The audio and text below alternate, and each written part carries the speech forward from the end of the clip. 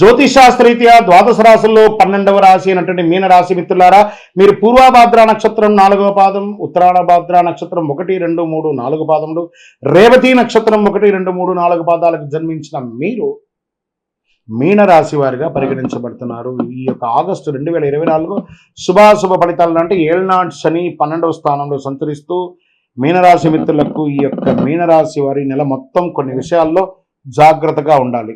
సమాజంలో తిరిగేటప్పుడు వ్యక్తులతో జాగ్రత్తగా ఉండాలి.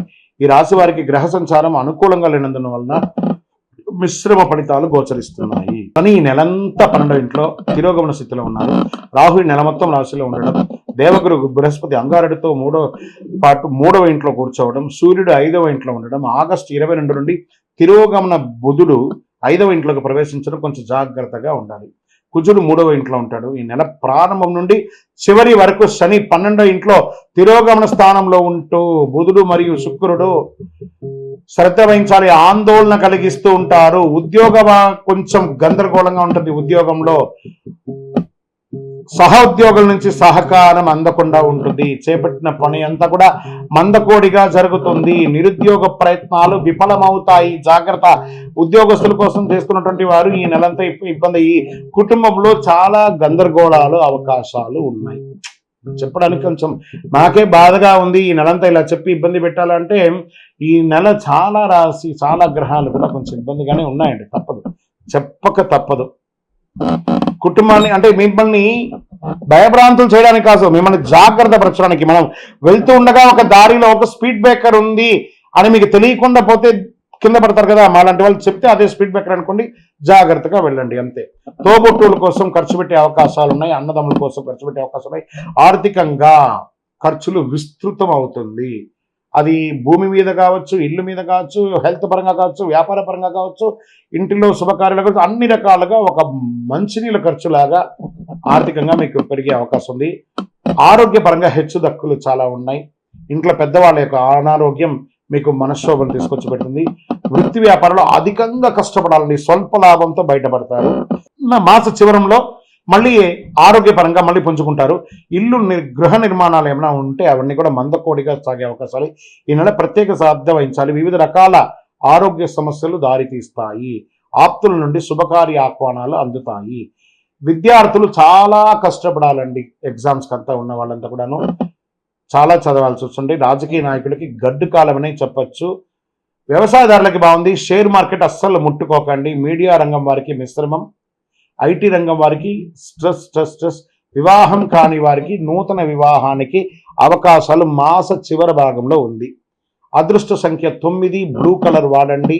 ఉత్తర దిక్కు ప్రయాణాలు మీకు చాలా కలిసి వస్తుంది. చంద్రాష్టమం ఆగస్టు 10, 2024 4:18 మధ్యాహ్నం నుండి 13/8/2024 4:15 ఉదయం వరకు చంద్రాష్టమం ఉంటుంది. తస్మాత్ జాగ్రత్త. ఈ 2 రోజులు ఆల్రెడీ నెలంతా జాగ్రత్త ఉండాలి. పర్టికులర్ ఈ 2 రోజులైతే చాలా జాగ్రత్తగా ఉండాలి. దైవ చింతన పెరుగుతుంది.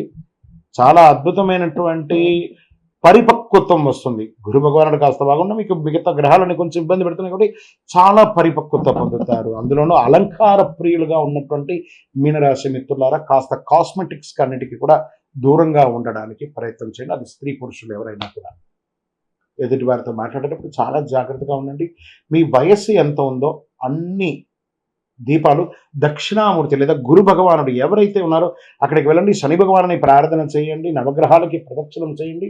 మీ కులదేవత ప్రార్థన చేసి వారి దగ్గర పోయి మీ వయసు ఎంత ఉంటే, సపోజ్ మీ వయసు 21 వయసు అనుకోండి, 21 దీపాలు పెట్టండి. 40 వయసు అనుకోండి, 40 దీపాలు ఒకటే చిప్పలో ఒత్తులు వేసి నువ్వుల నూనె వేసి వెలిగించండి.